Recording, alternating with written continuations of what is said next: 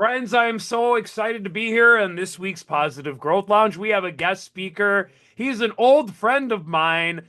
Bill is actually a fellow Redbird. And I know Bill through a very good friend of mine who happens to be a very good friend of my wife's as well, Jane, who's here today. And Jane, the awesome human she is, like, wait a minute. Have you two reconnected after years after college? Like, I think you two are both looking to help people more. You should reconnect. And Bill and I did, and I'm like, listen, if I can bug you, I would love for you to pour into our group and anyone open to the group that wants to come in. So, Bill, I know that you've done a lot of outstanding things and your goal is to help others. I don't want to steal the thunder, though. I want to hand it over to you and we want to follow you. You are the potter, we are the clay, my friend, and we are ready to be molded and learn, and we will follow your lead. But, Bill, thanks for being here, brother. Awesome. Thank you so much for that introduction, Phil. And I will say, I don't know if you remember this, but the very first time that I met you was I was walking through that science building at ISU, Okay. and I ran into my friend who is now your wife, and she told me, "Hey, can you wait with me? I'm waiting for this really cute guy to get out of class, and I want to talk to him." And so I waited with her, and that's actually when you and I first met. That's right. That was a long time ago in the science lab building. I love it. Very long time ago. That building was new at the time, and I'm sure it's historic at this point. That's so true. So, um, all right. Well, so thanks so much for that, Phil. And let's get talking about today's topic then. What we're talking about today is kind of how do we go from individual self-care into a kind of team-based self-care, a team-based resilience that we can focus on and see what that looks like. And so in the chat or out loud or raise your hand, I guess I can't see everyone, but how many of you have tried like deep breathing or gratitude journals or meditation apps and self-care strategies and then still feel burnt out or completely fried by Wednesday of the week? Yeah, I'm seeing Bill, I some. know when I'm seeing. we were talking about the joke in education is that like wellness and all that became like the dirty word, right? Yes, exactly. When Phil and I were talking about what I would be speaking about with this little webinar, yeah, we were talking about like, well, mindfulness is kind of this dirty word, right? Like we we're so used to hearing it being used in a kind of context of, well, we should just be mindful or just be present, as though that's like actually easy to just come forward and just be like, oh, okay, I'm gonna like be okay with this screaming person situation that's in front of me, and and just man, be able to push that aside just because I'm being mindful and present. And the reality is these tools work, right? I think I just saw a chat come in. Let me get that open. Yeah. I've tried it. I like it. I love it all, including yoga there too. And yeah, so these tools work. They're really good. Um, and they genuinely help you regulate the nervous system when you are in challenging situations. So we are working on those. There's a challenge though that when you're practicing them alone, they that we're often told to practice them when we are surrounded by dysregulation. Mm. So,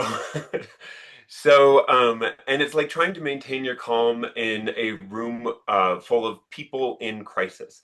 And so there's a real big challenge to actually like be able to maintain that calm when we have all sorts of different types of pressures coming on us. It's not impossible, but it is it can be exhausting. Um, So, Bill, when you talk about like dysregulation or forgive me if I said that wrong, dysregulation or yeah, deregulation? What what dysregulation. what does that mean for me? Is that like I'm out of sorts, or I'm heavy breathing, or I'm having trouble focusing? What exactly is that? I guess so that I can frame my mind so I know where I'm trying to head away from. Yeah, no, that's a great question. And really, it's any. We're going to talk about like what is coherence, and specifically heart and brain coherence, and and so the dysregulation is kind of when you are incoherent in that way, or when people are in different emotional states that are not working towards their objective in a way. Okay. And so it's dysregulating to the room, and it can impact others in the way that they are also kind of regulating their own emotions. Okay. So it's that if you've seen someone or felt it yourself, where you kind of enter that fight or flight state Mm. in a sort of social situation where that state is not helpful, right? So getting back into that place, we'll call that kind of regulating our emotions. Okay. And so when we're in that state of dysregulation, it's when we're not doing that so well, or we're really reacting to what's coming rather than calmly responding to those pressures, Gotcha. right? Yeah. So yeah, and so how does mindfulness end up a dirty word in this context? It's often because we have mindfulness is known so well, and there are studies that prove that it has these powers, that it has this ability to kind of change our experience, right? To give us to make us healthier, make us happier, all these other things. And so then workplaces may often say, well, I've heard that our workplace is a very stressful place. Let's give everyone mindfulness, Mm. right? Let's have everyone practice. Let's do this thing, and they offer kind of a mindfulness course or whatever, and they kind of assume that solves the issue. When the reality is, we're being asked to shoulder the burden of regulation by ourselves, then using techniques or whatever, in what remains a chaotic system. Mm. And so that's not really going to work if the system isn't changing itself. So if we're talking about educators, we're talking about people who are overburdened and under-resourced, right? And if those fundamental issues are not addressed, mindfulness can help the individual, but will it be sufficient to change the environment of the team? Mm. And so different people will have different experiences with that. And so the idea, so that's where a lot of this mindfulness is a dirty word kind of comes from, Mhm. is because we're being told it's the solution when there's really an underlying problem that's not being addressed. Mm. So it's like you're slapping a band-aid on top of it, but in the end, like the system itself doesn't change. So no matter how much mindfulness you do, there's still going to be opportunities for this dysregulation. Yeah, yeah, exactly. And so what we're going to talk about here is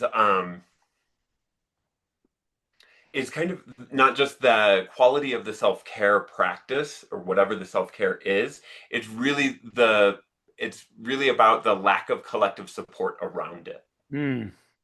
So we want to have something that the broader team is bought in on, to create a common language and to create a common process that helps us move through some of these challenges together,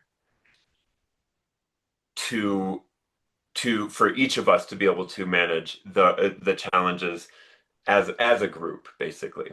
So are you saying these type of like mindfulness strategies good by yourself, but even better as a group when you're doing similar activities or whatever it is we choose to do? 100%. Mm. Yeah. And like any technique like that, any of that, at the very least, it's giving us a shared language to talk about, right? Yeah. And we'll get into here what this can give us a little bit more deeply because there's science-based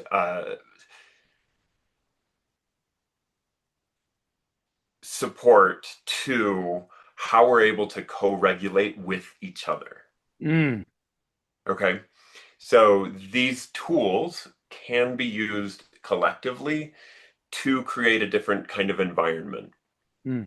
Is this something we So could do with our families as well, not just our coworkers? 100%. Cool. Yes. Yes.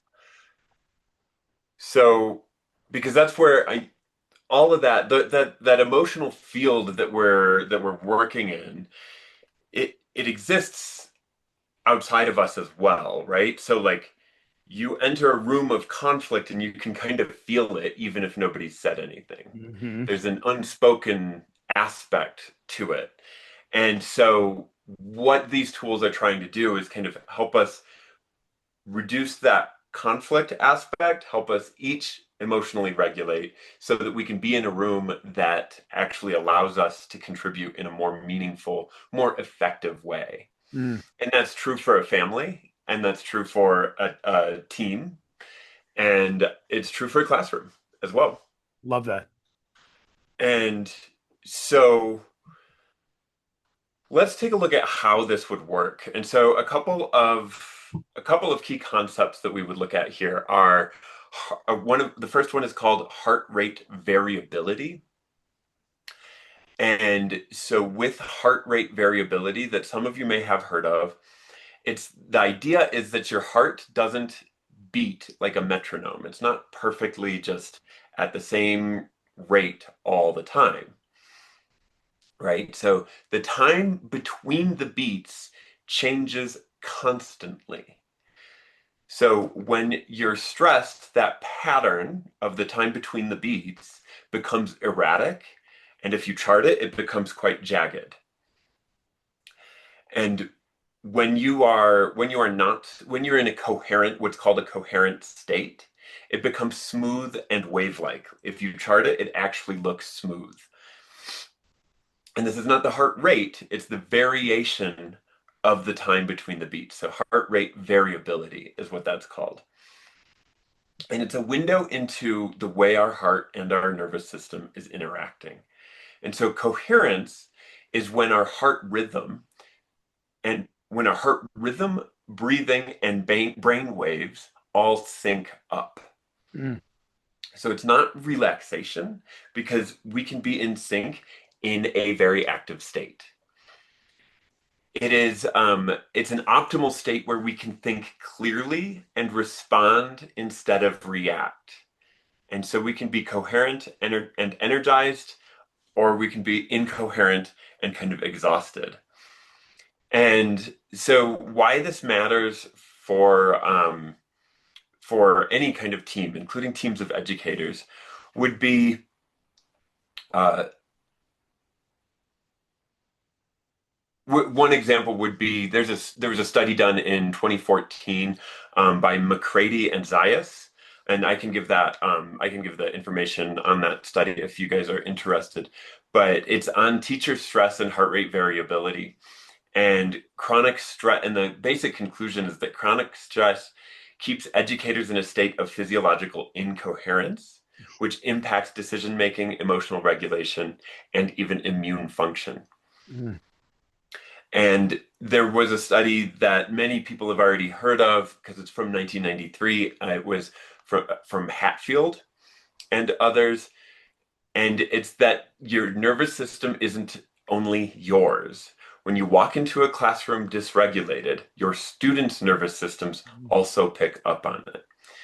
And so when your team is stressed, it spreads. But there's good news is that the dysregulated nervous system is not the only thing that's contagious. So is a coherent nervous system. Mm. So when we are coherent, that also spreads to other people. I love that. My And friend Gavin talks, he calls it the Mary Poppins experience when you have someone that walks in the room that like changes the energy where everyone calms and feels safe. He calls it the Mary Poppins effect, but I imagine the more scientific way to say that is what you were explaining. Yes, yes, absolutely. And that's exactly what it is. This Mary Poppins effect where everyone just kind of like lightens if Yep. somebody with that kind of presence and ability walks into a room. Now imagine if many people, or if all the teachers the students saw during a day had that kind of ability to like at least reset and kind of kind of see a way forward there and the impact that can have. And so just trying to embody that inner Mary Poppins, right? And we can do that from a scientific perspective as well. So and a lot of this is probably not new, right? I think people as experienced teachers have an inherent understanding of how kids react to them, and they know that, right? And so there's just I think what this would add is like a common language and scientific approach around what we naturally observe as we interact with groups. Mm. And so what we're going to do today is we're going to actually practice a foundational technique because I want you all to not, I want you to leave with something you can use in your individual life, right? So I want you to be able to see something, get value out of this little 40-minute session that we have and be able to take that with you. And so and then if multiple people in a group practice this, then you can see a shift in the way like a meeting or a group activity can actually come forward or can actually transform itself. So we'll do one very simple technique because we don't have a ton of time. And that technique is the foundation for all the techniques in heart math. And so, I think I should introduce that then. So, Heart Math Institute is the organization that has done a number of studies on this topic of heart rate variability. And so, what I am certified to train is it's called activating the heart of teams. So it's really getting groups to engage these tools together so that they can start to shift the way team meetings or team achievements really come into being. So this is called heart focused breathing. And heart focused breathing is the base of the techniques that are in heart math. And so essentially, it's designed to shift our nervous system into a coherent state. And so it's it isn't just kind of taking a deep breath. There's a little more to it. There's an additional layer to it. There's a specific focus that changes how your heart and brain communicate. So you can use this before a difficult conversation or during a stressful moment or any time you need to reset.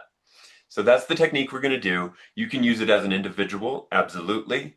Uh, and if it speaks to you, if it's valuable to you, and you want your team to kind of do that, I'll give you some information in the end on how you might reach out to me and engage me for doing that on a team level.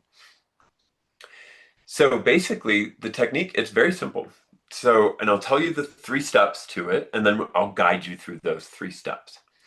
And basically, we're going to simply focus our attention in the area of our heart. And if it helps to focus your attention there, you can place your hand over your heart center.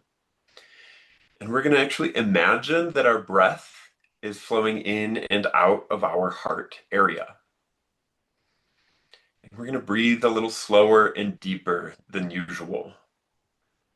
And we'll find a rhythm that feels comfortable and easy to us.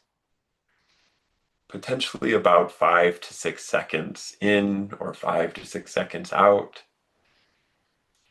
And we'll continue that breathing with this gentle focus on our heart area for like 1 to 3 minutes. And so those are the instructions. And I can see most people have already started doing it because I'm also doing it. It's really hard for me to actually describe it without already doing it. And so let's go ahead and do that. if everyone could just focus your attention in the area of your heart.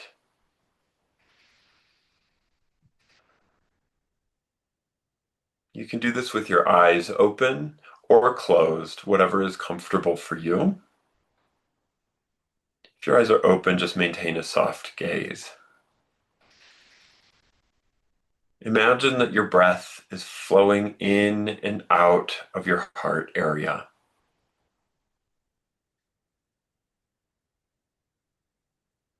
Breathing a little slower and deeper than usual. Finding a rhythm that's comfortable and easy for you.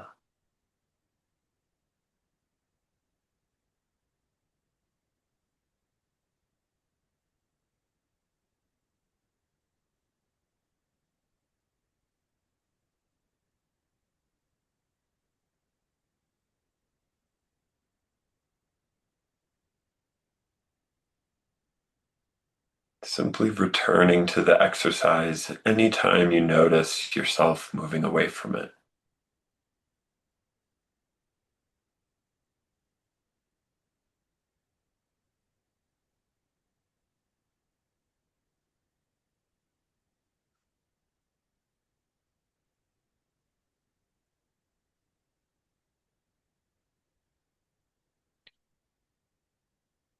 If your attention moves away, you simply go back to imagining your breath flowing in and out of your heart area.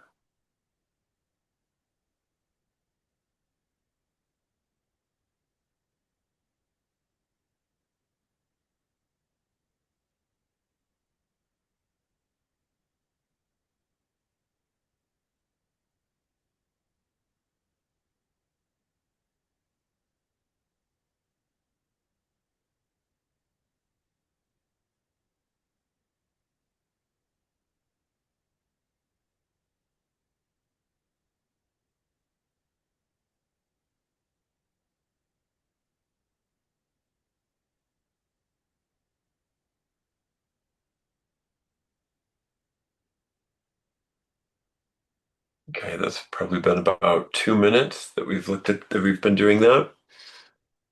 So I want to invite from the group then, what's some comments about what did you feel in that experience? What may have shifted for you as we slowed down a little bit and focused on our heart center? I so this is very reminiscent. I was certified in yoga and we do a lot of this, but as you were walking through it, I suddenly had a great deal of pain and I had learned the same exact thing. You breathe into your heart, you breathe into the pain and it goes away. You breathe it out, you breathe in the pain, you breathe it out, pain goes away. And it's that mindfulness. It's amazing what it can do. Yeah, so you're talking about the mind-body connection, right? That we have pain and a lot of our pain can be experienced through how we respond to it.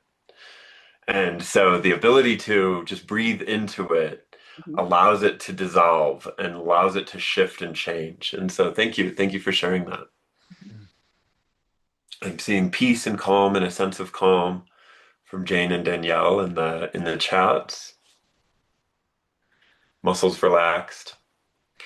So a key aspect of this, did somebody else have their start raising their hand? Oh yeah, Ros Rose. Rosalie? Yeah, I just wanted to say that as I was sitting here before we started the exercise, my brain was going a million miles a minute. So I'm looking at you and my body is here, but my brain is in 1,000 different places. And when we did the exercise, I stopped and I was breathing and I was here in my seat and I wasn't thinking about anything else. And my brain never stops, Bill. So you got me to stop. That's awesome to hear. That's awesome to hear. And use it. This was so simple, right? Just deep breaths, heart focus, do it for 3 minutes. And or even 30 seconds, do it for what time you have. And so if you find yourself, you saw that work, if you find yourself needing that kind of respite from the brain moving so fast, give yourself that break. And so thank you for sharing that. So it's like this intense speed of the mind and this place where it can actually let go, kind of relax and slow down. And so there's a lot of, somebody else mentioned the mind relaxed as well and muscles relaxed. And so there's a deep sense of relaxation that's coming through here. And a lot of people find that it is deeper than deep breathing alone. Hmm. And that heart-centered focus, it's doing a few different things. One is it's giving the mind something to do, right? So you're giving the mind something to do. Two, it's cueing the mind and the body to start interacting with each other. And so it's cueing the interaction of the heart rhythms with the brain waves so that they become coherent. And so it is important to include that aspect, that imagination of the breath going into the heart space and your awareness being in the heart space itself. It's important to cue that aspect because that's what creates that coherence. And that's what create and there's a ton of science that I wish I could get into, but there's a huge course that I can teach on this. So there's a lot going on there about what that is doing with us physiologically, Hmm. and that can be measured. There are devices, including your phone. You can download an app that measures this. And when you do this exercise, you will see your actual your heart rate variability calm from a jagged one to smooth waves. And it's fascinating to see that this can be measured as well. And so your experience that you just described, Rosalie, would probably show up on that chart in a way that could be very meaningful. Yeah. Bill, I was thinking two things. One was ever since I became a solo entrepreneur, I've been finding myself after about 5 hours of sleep, waking up and my mind's going 100 miles a minute because I'm excited about the work I do, but I'm sure there's a little bit of worry in there because my job depends on if I book gigs and that. And so I typically Yeah. do like box breathing, but lately, in all sincerity, it hasn't been helping, and I'm trying to look for a reset. But I feel like the physical touch on my chest and the focus, it felt different than just my six in, hold six, six out. And I feel like I'm excited to try that for tonight. Hopefully I don't wake up and do that, but that's a great. And then another thing I was thinking and kind of giggling to myself, but with my team that I taught with for years, this would have been so helpful, but I don't know if they would go on this journey with me of can we take 3 minutes and breathe together, and they'd be like, Phil, did you take a gummy before work? Like, what's going on, brother? And but it's sad because when you stop and do it, like you said, Allison felt the pain and then breathed it away. People were relaxing, but it's like how often are we so stubborn that we won't even be willing to try it? Like there's something vulnerable about breathing with others.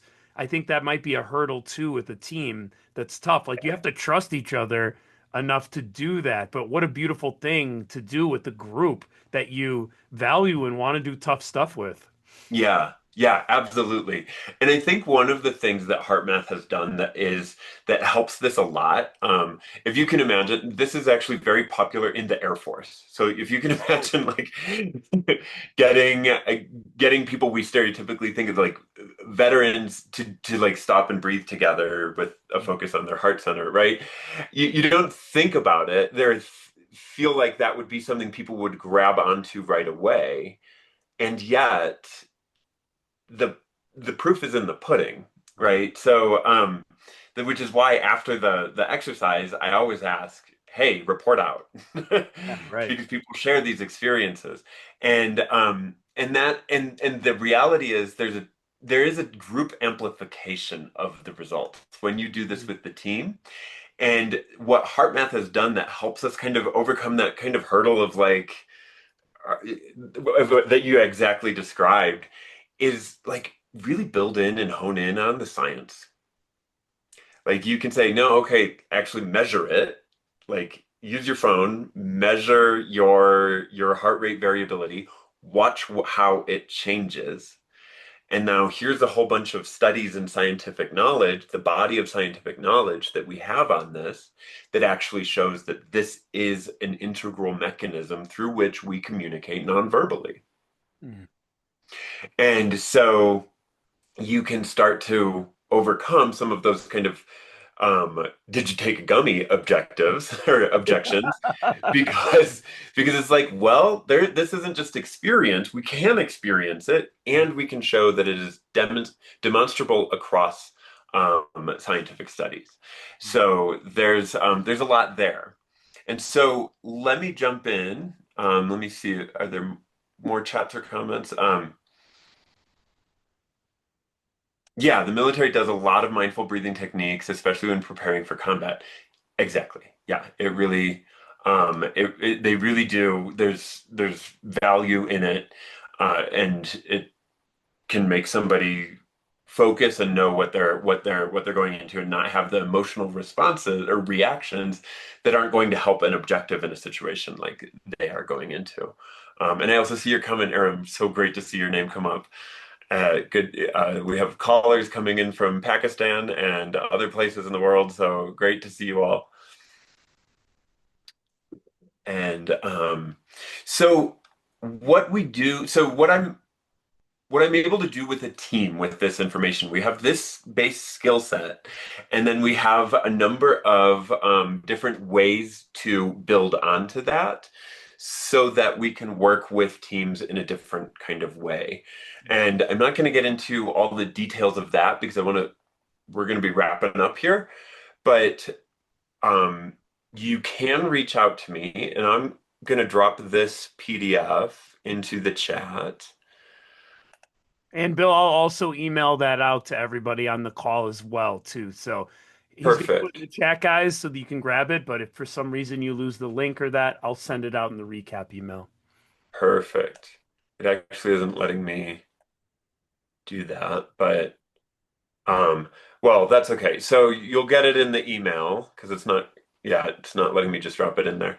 Um, so you'll get it in the email that Phil sends out, but that's basically a way to where you can get a hold of me, and I can actually just type in my website. It doesn't have the information, but you can book a discovery call with me.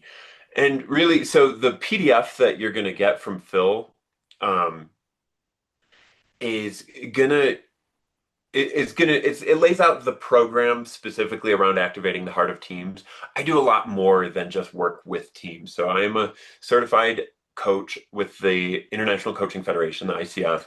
So I do a lot of one-on-one work. I do a lot of group work with people, and I do a mindfulness class. And I have a few mindfulness class participants in this room now. And so it's great to see you all. And you can reach out to me at primamateria.quest or with the information that Phil's going to send in the morning, and you'll get to see some of that material there and have a way to, there's the PDF right there, and have a way to engage with me in this content if it's going to be valuable to you. And the reality is, I don't have a place for you to just buy a package because I tailor them to every client. So anything that you get from me, really, we're building that package together.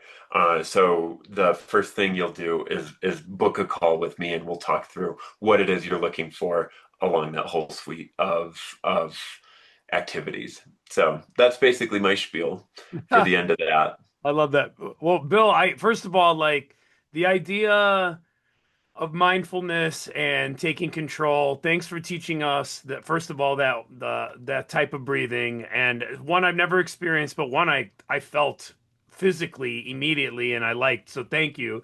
Second of all, I don't know, I shouldn't be shocked or surprised, but it was really surprising to me how this elevates when you do it with others together. I mean, it makes Yeah. sense, but until someone would tell me that, I would never think. I always think of these type of activities as solo by myself. However, now that say that out loud, I'm sure there's a lot of people who enjoy yoga and meditation together as a group, and it makes that even more of an experience. So I'm just ignorant to those experiences because I never done them. So I mean, you've opened my eyes to that, and now I'm just trying to think of all those times that we're like, this is going to be a tough conversation or a tough Yep. meeting.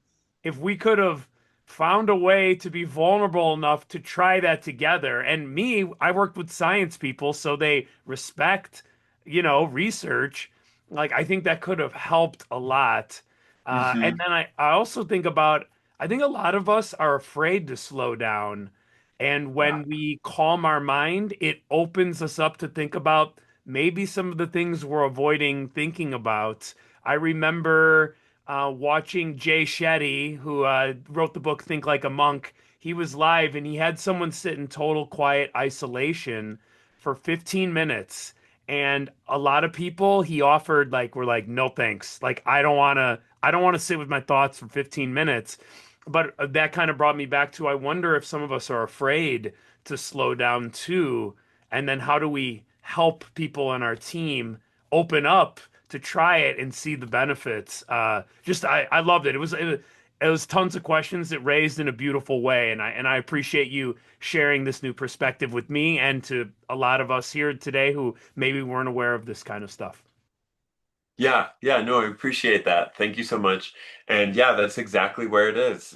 Just trying to find that space where we can be a little vulnerable with each other because we have a common goal, right? And we all know we want to reach that, and we know we're going to go through a lot of emotion, and we have shared tools that we can use together to get through that. And there's real value in that, including over Zoom. There's like a interactions we have over Zoom that also show that we can co-regulate with each other. Mm. Man, from like thousands of miles away. That's Yeah, that's incredible. Like yeah. I love it. I love it. Well, Bill, I know that I'm going to send out that PDF in case anyone wants to learn more about you or just simply meet you and connect with you and see if you can support their group in that. Besides reaching out to you, is there any other ways that we can pour back into you as appreciation for your time today? Any way we can support you? Oh, I appreciate that. Thanks so much. Reaching out to me, you can find me on LinkedIn as well, and and going to that website and booking a call and seeing what there is here to offer and what we can discover together. That is more than enough. And then just share, share the love with others. I love it. I love it. Yeah, and I will put Bill's LinkedIn profile link in the recap email too, so it's easy for them to find you Perfect. and Thank you. connect. Yeah, and 100% together we rise. So the more that we can help each other and introduce, the better the world is. And I loved it. I appreciate everyone who shared today, who's put stuff in the chat as well and chimed in. And Bill, thank you so much. At this time.